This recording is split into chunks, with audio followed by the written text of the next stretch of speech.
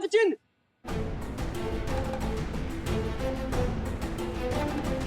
अरे अरे रुक जाइए, ये कोई छल है।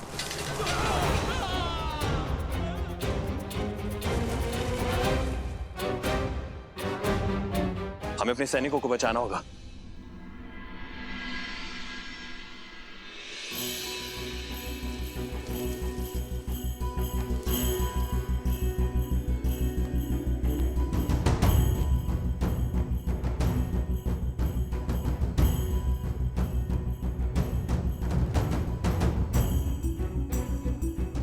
यहाँ भी नहीं है।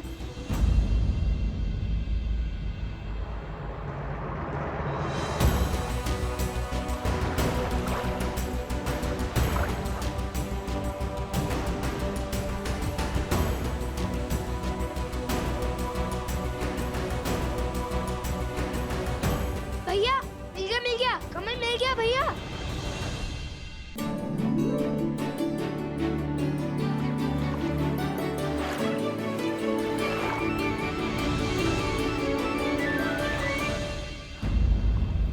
हाँ, कमल तो है, किंतु स्वर्ण कमल नहीं। आज सोम हमारे साथ नहीं है, तब भी दुर्भाग्य हमारा पीछा ही नहीं छोड़ रहा। हाँ,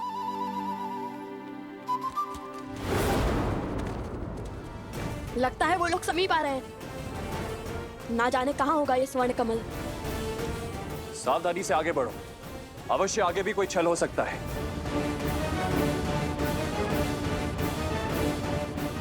कुछ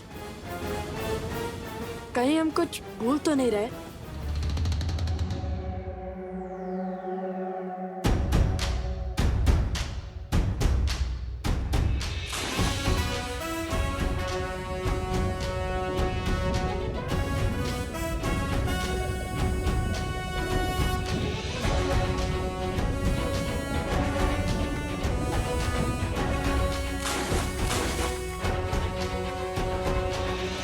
लो, अब तो स्नान भी कर लिया, अब तो मिले स्वर्ण कमल।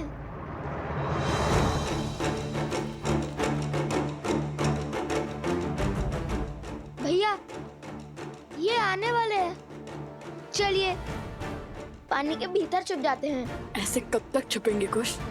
और यदि वो भी जल में उतर गए तो? अब ये सोचो कि हम चूक कह रहे हैं। और यदि भगवान वाल्मीकि ने कहा है तो दिव्य स्वर्ण कमल भी तो यही होने चाहिए ना? किसी ने चुरा तो नहीं लिए? अरे कुश, स्वर्ण कमल कोई कैसे चुरा सकता है? उनके रक्षक तो स्वयं यक्षराज कुबेर हैं, कुबेर।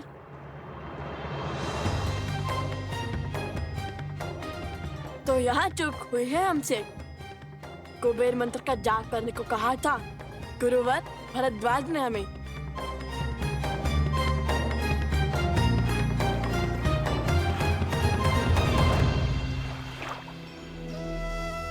ओम श्रीं ह्रीं क्लीं श्रीं क्लीं विद्येश्वराय नमः।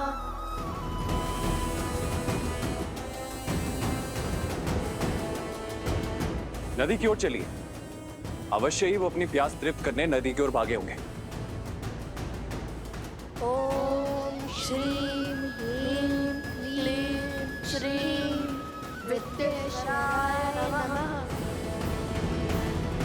ओम श्रीं ह्रीं श्रीं क्लीं विद्येश्वराय नमः। ओम श्रीं ह्रीं क्लीं श्रीं क्लीं विद्येश्वराय नमः। ओम श्रीं ह्रीं क्लीं श्रीं क्लीं विद्येश्वराय नमः। ओम श्रीं ह्रीं क्लीं श्रीं क्लीं विद्येश्वराय नमः। हे तमसा माता, सहायता कीजिए हमारी। हमारी माता भी आप ही की भांति हैं, प्रकृति का अंग। आप जल देवी हैं और हमारी माता वन देवी हैं। बचाइए हमें तमसा माता। विद्येश्वराय नमः। ओम श्रीं ह्रीं क्लीं श्रीं क्लीं विद्येश्वराय नमः। आपके पुत्रों को हमारा आशीर्वाद प्राप्त करने के लिए नदी में स्वयं स्नान करना होगा और आपकी संतानों की सुरक्षा हमारा दायित्व है।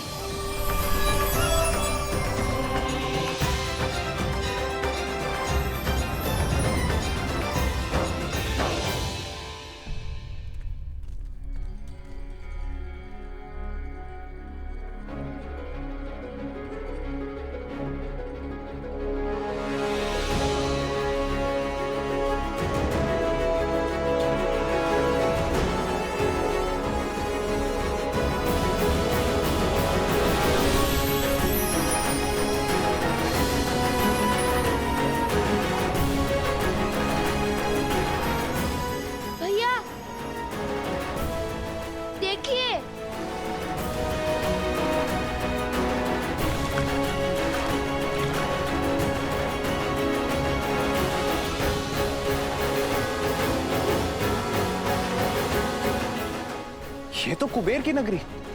अलोकापुरी का द्वार है। यक्षराज कुबेर, उन ऋषि कुमारों ने अयोध्यापति महाराज श्री राम के अश्वमेध यज्ञ के अश्व को रोकने का दुस्साहस किया है। अयोध्या नरेश श्री राम के नाम पर मैं आपसे निवेदन करता हूं कि यह द्वार खोल दीजिए।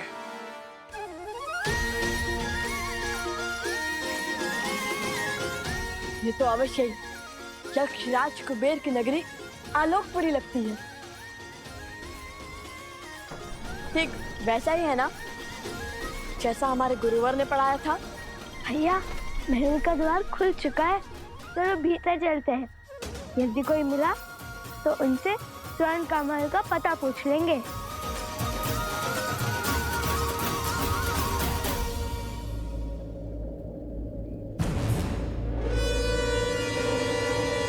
सत्य कहते हैं भैया, भय बिन होए ना प्रीत। यक्षराज कुबेर, यदि आपने यह द्वार नहीं खोला तो आपको मेरे बाणों का सामना करने के लिए सज्ज होना पड़ेगा। और स्मरण रहे, इक्ष्वाकु वंशजों के बाण कभी भी खाली नहीं गए हैं।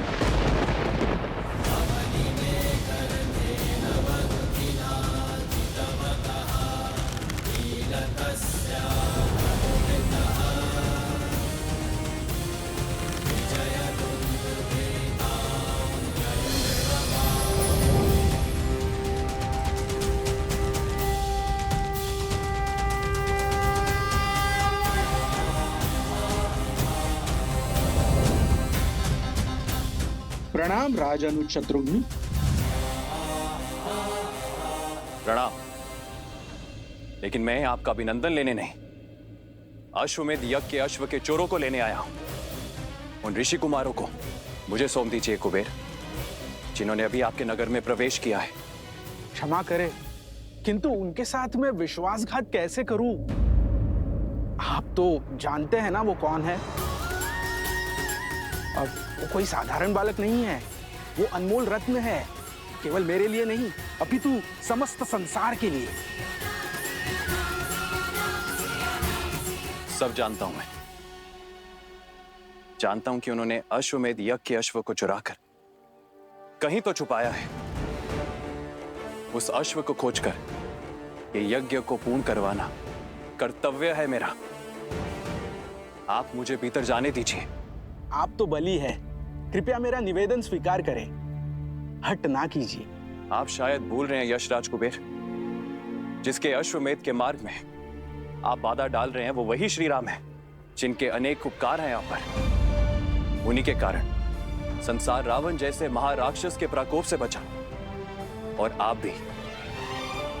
उन्हीं के कारण आपको आपका पुष्पक विमान पुनः प्राप्त हुआ। उस उपकार का, उस ऋण का ये मूल्य चुकाएंगे आप? अश्वमेध यज्ञ के अश्व के चोरों को बचाकर? ये श्री राम का अपमान भी है और उनका विद्रोह भी, और आपकी कृतज्ञता भी। सब स्मरण है मुझे, कृपया आप मेरी दुविधा समझने का प्रयास तो कीजिए।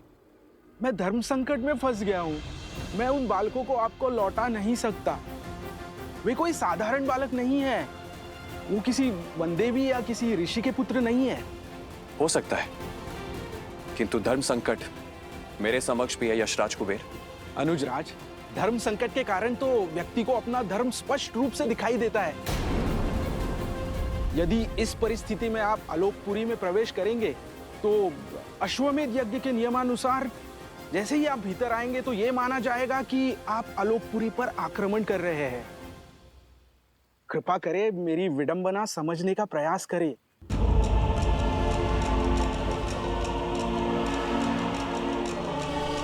ठीक है, खेलिए दाव, पर भूलिएगा मत, चोर का सहायक भी चोर ही होता है कुबेर।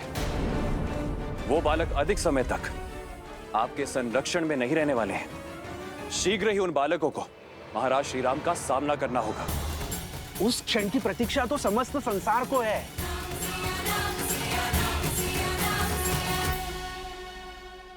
सहस्त्र मुख की माया यही जाने, न जाने कैसे कैसे दांव खेलता है ये। मेरा मन तो कहता है कि अभी इस अश्व को मारकर अपने प्रतिशोध की धधकती ज्वाला को बुझा लूं।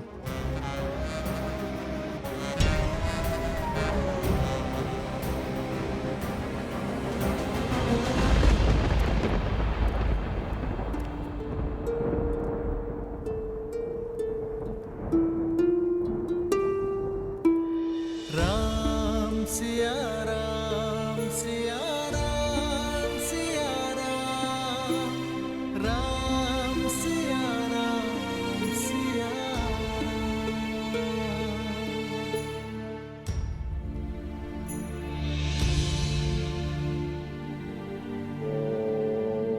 ब्रह्मदेवाय नमः।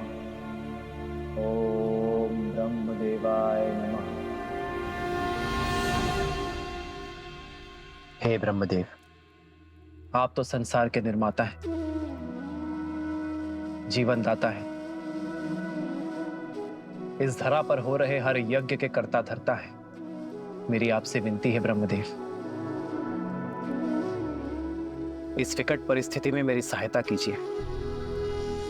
ये राम सीता के सिवाय और किसी का नहीं हो सकता। ना मैं पुनर्विवाह कर सकता हूं और ना ही ये राज्य छोड़ सकता हूं। अश्वमेध यज्ञ की सफलता धर्म की रक्षा के लिए अति आवश्यक है। जो मूरत मेरी सीता की सूरत है, जो इस यज्ञ के लिए मंत्र नहीं पढ़ पाई, यदि देवता उससे रुष्ट है तो यह यज्ञ असफल हो जाएगा ब्रह्मदेव। धर्म हार जाएगा। मेरी सहायता कीजिए ब्रह्मदेव।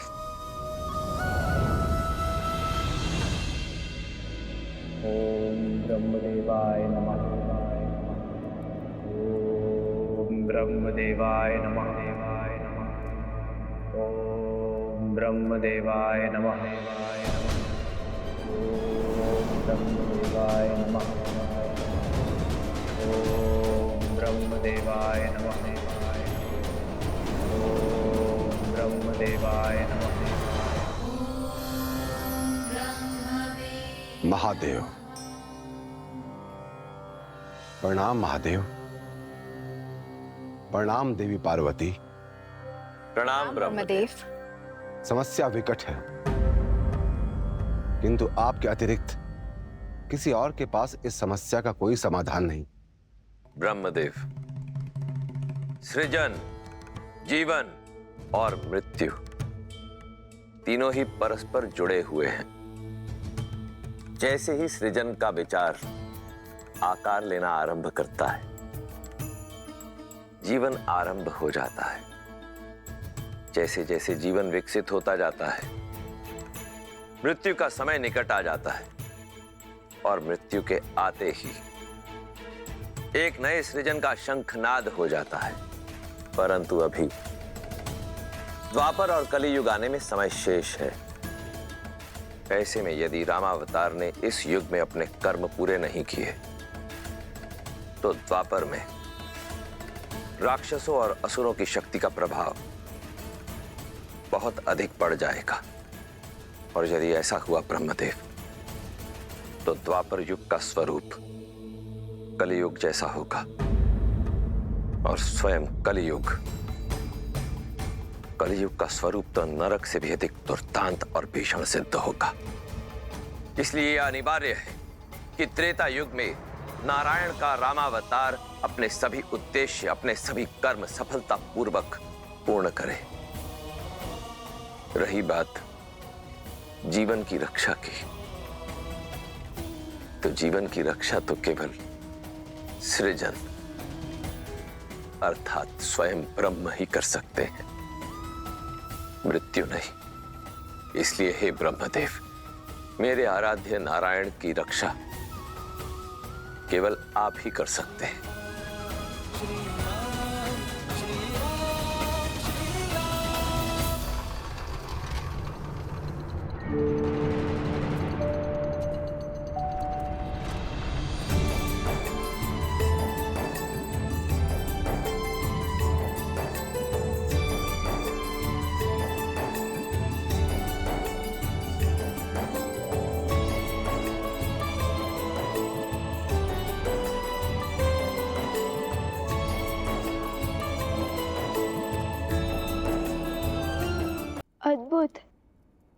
ये महल तो पूरा स्वर्ण से बना है।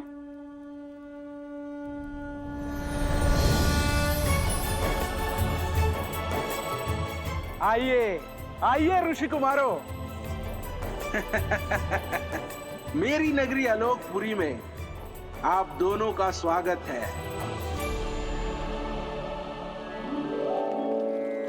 कहिए किस प्रयोजन से आना हुआ?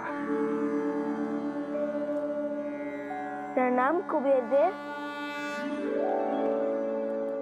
घर से तो माता सीता को खोजने का प्रण लेकर लिखने थे, किंतु भगवान वाल्मीकि के आदेश अनुसार पहले हमें हमारी माता वन देवी के लिए स्वर्ण कमल लेने जाना है। असंभव को संभव करने की शर्त रखी है भगवान वाल्मीकि ने आपके समक्ष। देखिए, हमें स्वर्ण कमल दे दीजिए। क्षमा करें, वो संभव नहीं है। मेरी बात मानिए कुमारों, आप आश्रम लौट जाइए और अपना जीवन तपस्या में लगाइए। कदाचित उचित समय आने पर आपको वो स्वर्ण कमल मिल जाएगा। सुनिए, त्रिकालदर्शी है भगवान वाल्मीकि। यदि उन्होंने हमें स्वर्ण कमल लाने के लिए कहा है तो वो हमारे माता सीता तक पहुंचने का मार्ग बनेंगे। विनती कर रहे हैं, दे दीजिए स्वर्ण कमल, अन्यथा बल से छीन लेंगे।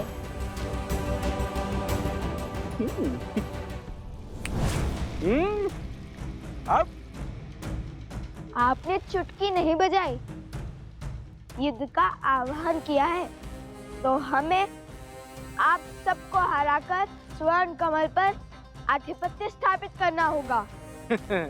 मैं सज्ज हूं। आक्रमण!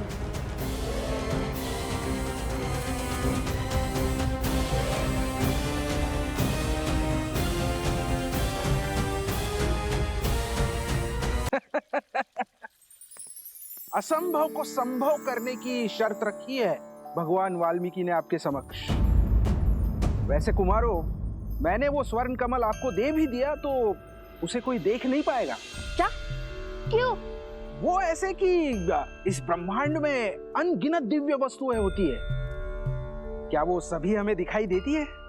नहीं ना?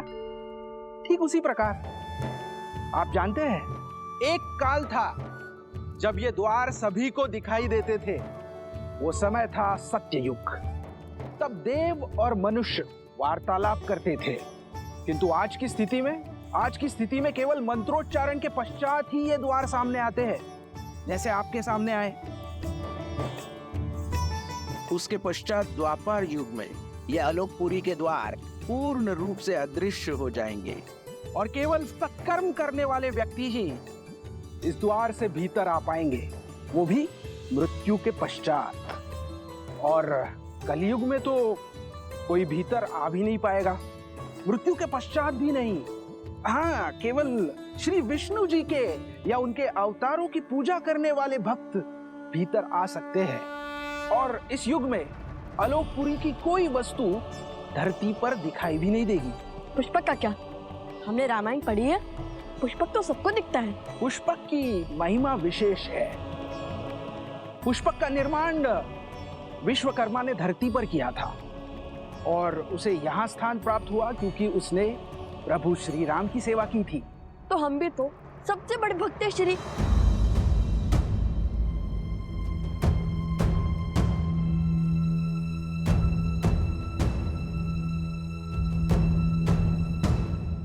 देखिए, हमें स्वर्ण कमल दे दीजिए। हमारे भगवान वाल्मीकि के आदेश का उल्लंघन नहीं कर सकते। क्षमा करें, वो संभव नहीं है। मेरी बात मानिए कुमारों, आप आश्रम लौट जाइए और अपना जीवन तपस्या में लगाइए। कदाचित उचित समय आने पर आपको वो स्वर्ण कमल मिल जाएगा। सुनिए, विनती कर रहे हैं, दे दीजिए स्वर्ण कमल, अन्यथा बल से छीन लेंगे।